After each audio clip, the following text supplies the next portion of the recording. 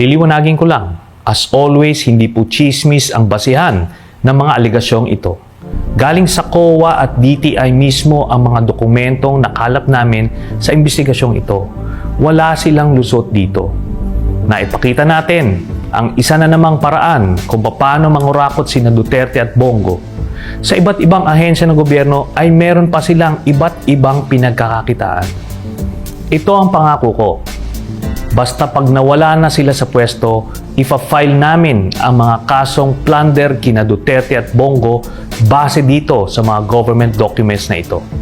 Sa episode na to, pag-uusapan natin ang pagnanakaw ni Duterte at Bongo sa kaban ng bayan. Ito ay maliwanag na patong-patong na kaso ng plunder na umaabot sa 6.6 billion pesos.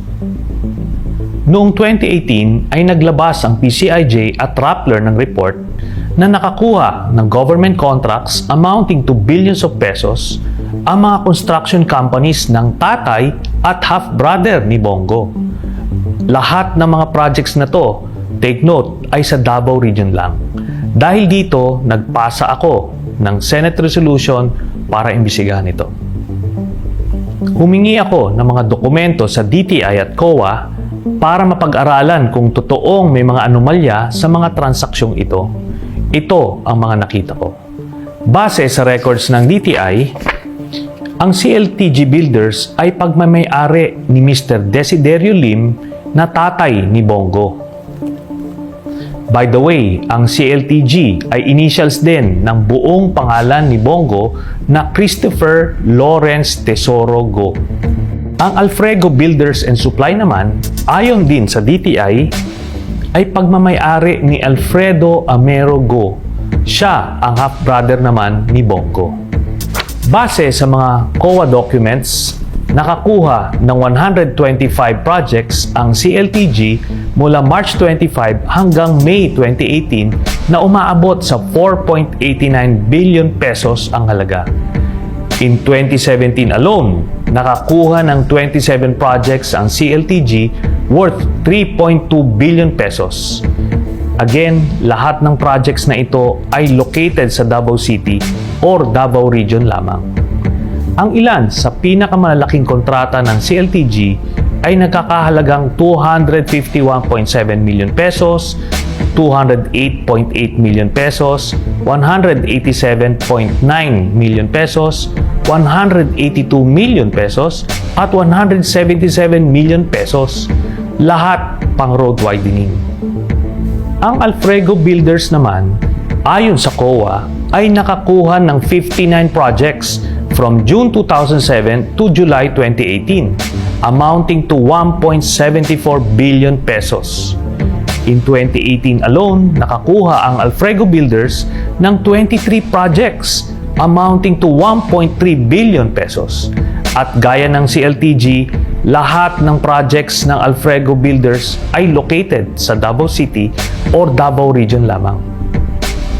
Ang ilan sa pinakamalalaking kontrata ng Alfrego Builders ay nagkakahalagang 181.5 million, 140 million, 132.5 million, 108 million, at 93 million pesos na lahat ay pang-concreting o road widening.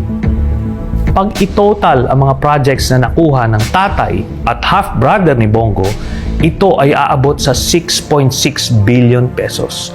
Specifically, 1.5 billion pesos nung mayor pa lang si Duterte sa Davao City, habang 5.1 billion pesos worth of projects naman ang nakuha ng pamilya ni Bongo nung unang 2 taon pa lamang na pagkapresidente ni Duterte. Pareho ding B-license lang ang hawak ng 2 kumpanya, pero nakakuha sila ng malalaking proyekto. Bawal po ito. Kaso, naikutan nila ang requirement na to dahil pumapasok sila sa joint venture arrangements sa mga kumpanyang may AAA license, pero kung titignan natin ang mga kontrata nila with DPWH, mismo ang tatay ni Bongo na si Desiderio Go ang identified na kontraktor at siya pa rin ang nakapirma dito. Ganon din sa kontrata ng Alfrego Builders, mismong half-brother ni Bongo na si Alfredo Go ang identified as contractor ng project at siya rin mismo ang nakapirma rito. Ngayon, ano naman ang mali dito? Marami. Ayon sa Article 7, Section 13 of the 1987 Constitution, the President, Vice President, members of the Cabinet, and their deputies or assistants shall not, unless otherwise provided in this Constitution, participate in any business or be financially interested in any contract with the government.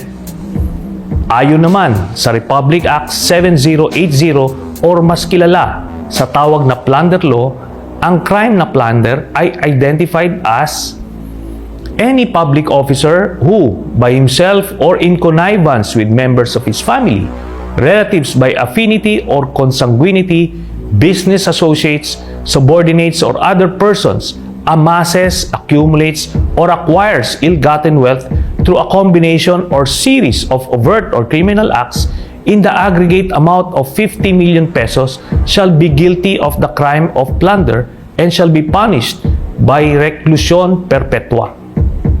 In the same law, ill-gotten wealth is defined as any asset, property, business enterprise, or material possession of any person acquired by him directly or indirectly through dummies, nominees, agents, subordinates, and or business associates by receiving directly or indirectly any commission, gift, share, percentage, kickbacks, or any other form of pecuniary benefit from any person and or entity in connection with any government contract or project or by reason of the office or position of the public officer concerned. Also, by taking undue advantage of official position, authority, relationship, connection, or influence to unjustly enrich himself or themselves at the expense and to the damage and prejudice of the Filipino people and the Republic of the Philippines. Kung matatandaan nyo, bago naging senador si Bongo noong 2019, siya ay ang special assistant ni Duterte simula pa noong 1998. Sa madaling salita, may paglabag sa batas ang mga ginawang pagkaka-award ng mga government contracts sa tatay at kapatid ni Bongo. At dahil bilyon-bilyon ang halaga ng mga kontratang ito, ano ang krimen nilang ginawa? Plunder. Maliwanag na ginamit ni Bongo ang kanyang posisyon in connivance with and obvious consent of Duterte as mayor and later on as president para makinabang ang kanyang pamilya. Kaya naman pala sinabi ni Duterte sa isang press con na bilyonaryo si Bongo kasi bilyon-bilyon na pala ang ninakaw nila sa Kaban ng Bayan. Bongo intervenes. Alam mo, hindi ako mag-ibang pero bilyonaryo to. Sa totoo lang. Putakin na ba? Tanungin niyo kung sino yan. Liliwanagin ko lang, as always, hindi po chismis ang basihan ng mga alegasyong ito. Galing sa COA at DTI mismo ang mga dokumentong nakalap namin sa investigasyong ito. Wala silang lusot dito. Naipakita natin ang isa na namang paraan kung paano mangurakot sina Duterte at Bongo. Sa iba't ibang ahensya ng gobyerno ay meron pa silang iba't ibang pinagkakakitaan. Ito ang pangako ko. Basta pag nawala na sila sa pwesto, ifa-file namin ang mga kasong plunder kina Duterte at Bongo base dito sa mga government documents na ito. Sa mga magtatanong kung bakit hindi ngayon na, kasi siguradong gagamitin nila ang kanilang kapangyarihan para ibasura ang mga kasong isasampa sa kanila.